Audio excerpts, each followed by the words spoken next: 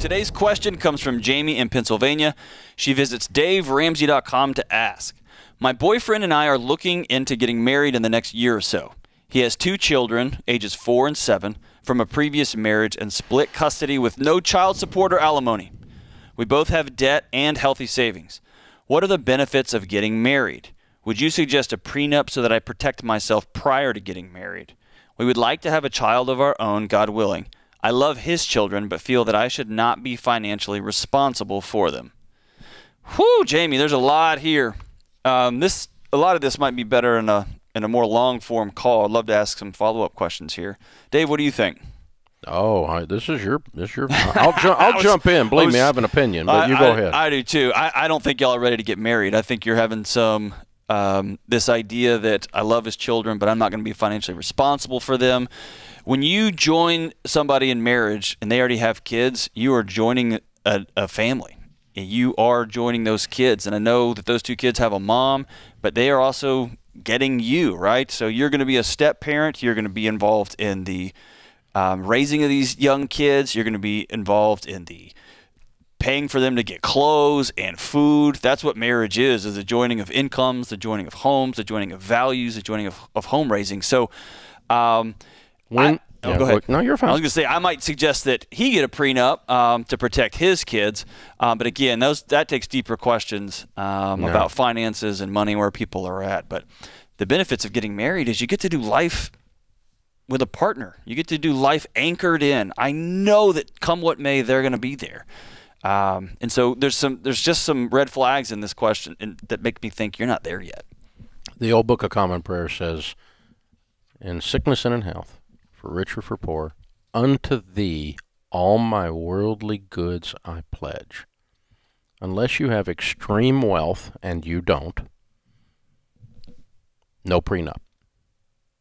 If you love your little life and your little money and your little independence more than you love him, don't get married.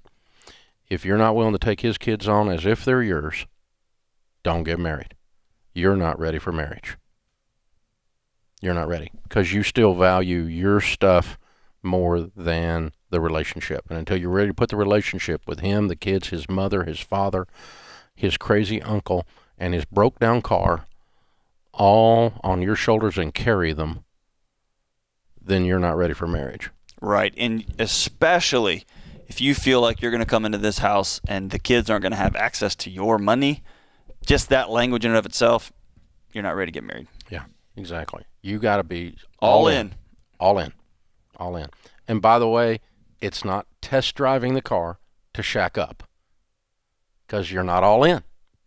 And it's not going to fix these exact issues.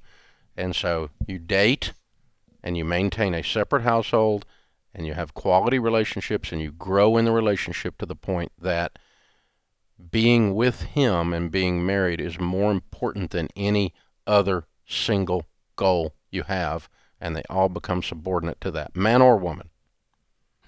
If you do not make your other goals subordinate to, meaning that we're going to agree on doing these things together, and the only possible way that the man you love more than life itself is going to have a good life is if his kids do. And so you're taking them on. I think this is worth pointing out. I love where you're headed with this.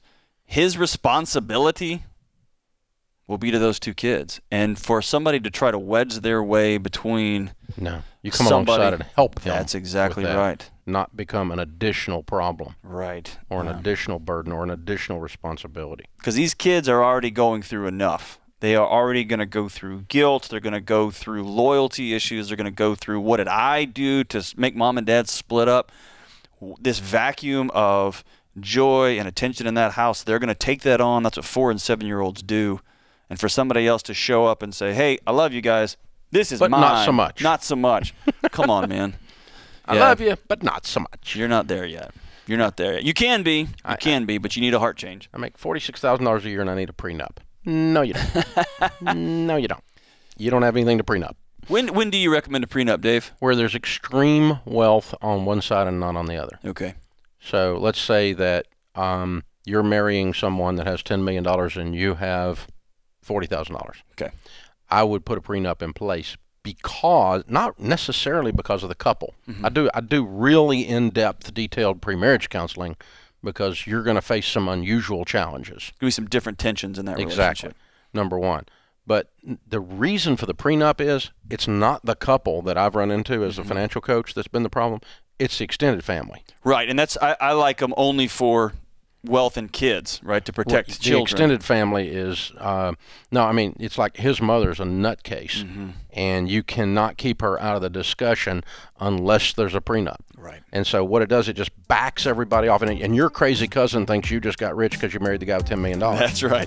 And that kind of stuff. So Crazy Eddie shows up with his dadgum RV out front, you know, Cousin Eddie, right? Cousin Eddie, that's right. And that's, you know, and hey, you married 10 millionaire, I'm here, I'm getting my part, you know? That's right. And so, you know, that's the stuff that happens. But when you got a prenup, you go, I don't know, it backs off the crazy. And it's really helpful with that. And it's very, very important that you take the time. But we're just, folks have fairly even, typical finances. You don't need a prenup.